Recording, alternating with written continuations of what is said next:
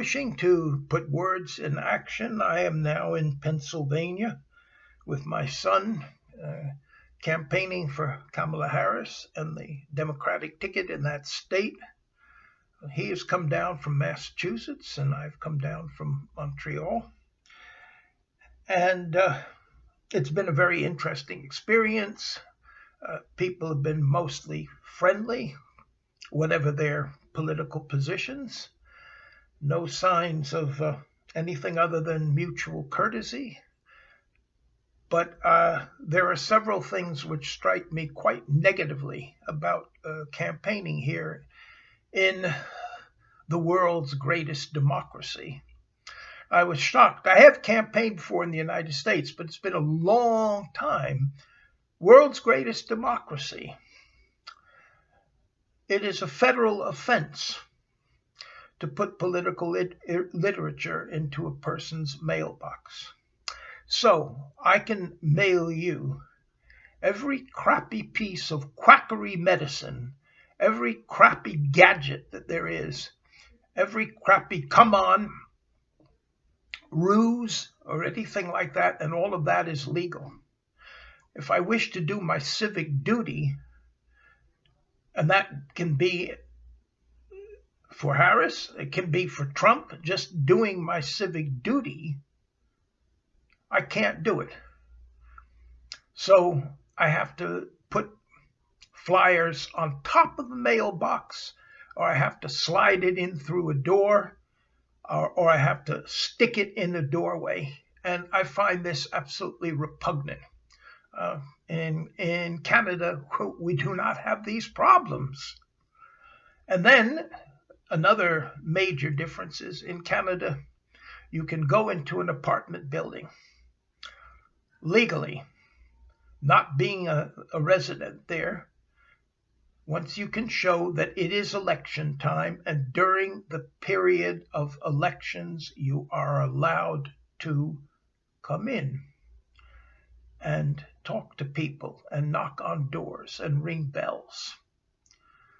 Here, there is no recourse. As somebody said, you're either able to sneak in or you're not. And so I've found huge blocks, apartment blocks, and therefore huge blocks of voters unable to connect with them in any way. They're in splendid isolation. And I find that disgusting, actually. And I find those two things absolutely shocking in what is supposed to be the world's greatest democracy. Now, specifically in Reading, Pennsylvania, where I am, because the whole world is swarming into Pennsylvania, because again, given the American system, that it is from time to time the winner who loses and the loser who wins when it comes to actual popular vote. So the whole election turns on the axis of 7 states, which can go one way or the other, which means that both candidates are more or less benign neglect of 43 other states. And so what is happening is that everybody is focused on these few states.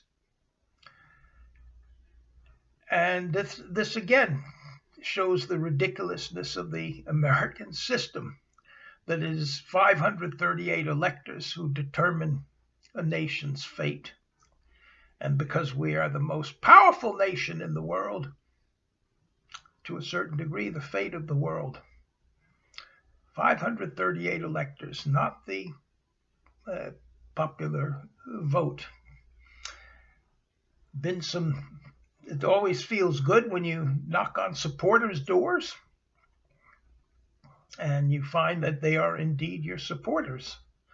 And it's very heartbreaking, as I've found out very occasionally. We've had a handful of occasions where it's obvious that people are Democrats, that people have liberal-minded views, but they're either undecided or not thinking they want to vote because They know that they know Trump for what he is, but they say they don't know enough about Kamala Harris, or she hasn't inspired them enough.